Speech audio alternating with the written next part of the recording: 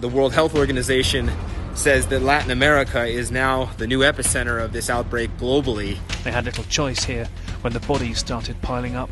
The mayor is just trying to save lives, says Raimondo, and the president is against that. The sense you get here is that Mexico City is going through what New York City went through maybe a month or two ago. Shelter in place is a privilege for many people in South America.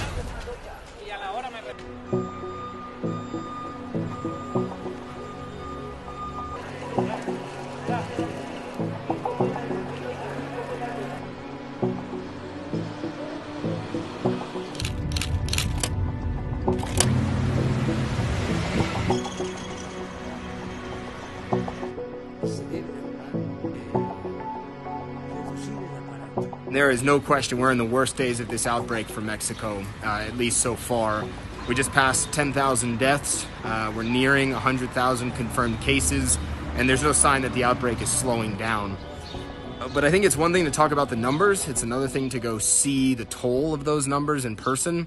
And so to do that, we spent the night recently with a volunteer ambulance crew that the Red Cross operates here in Mexico City. And they were incredibly busy from 8 p.m. to 8 a.m. We were with them. They had at least one suspected case of COVID-19 that they responded to every hour.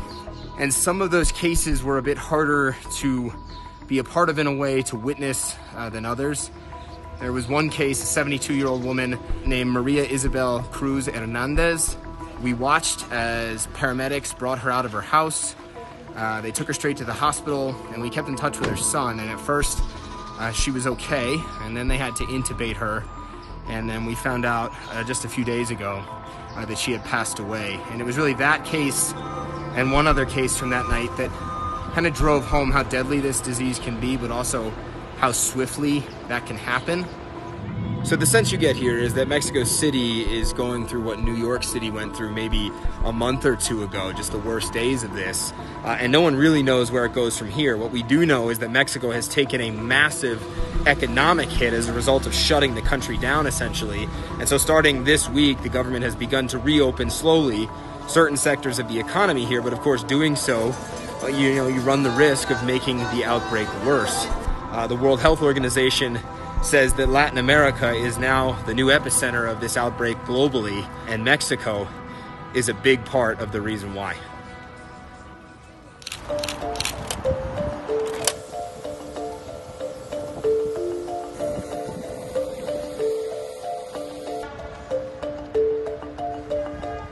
Well, this is the busiest central streets, Avenue Paulista, in the middle of Sao Paulo. You can see down there behind me, it is extraordinarily quiet. Still traffic, but no people around. There is a disparity, obviously, between the rich and the poor here.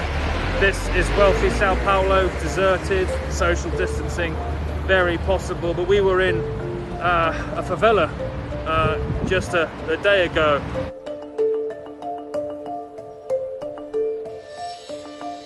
You could see there the real intense density of people, the dark, twisting alleyways. You could hear coughing a lot of the time, and that's simply because in those areas at the best of times, people are very tightly packed together. The healthcare from the government isn't what it could be.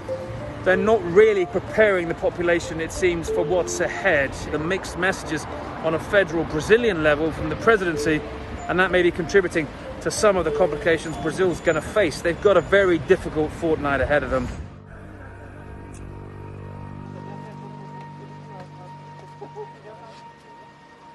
Tiny planes bring the sickest COVID patients from hundreds of miles away deep in the Amazon to Manaus. This is a landing of last resort, seeking salvation in a coronavirus hotbed. A journey most make alone, from which some won't go home. This is what doing well looks like on these flights, moving.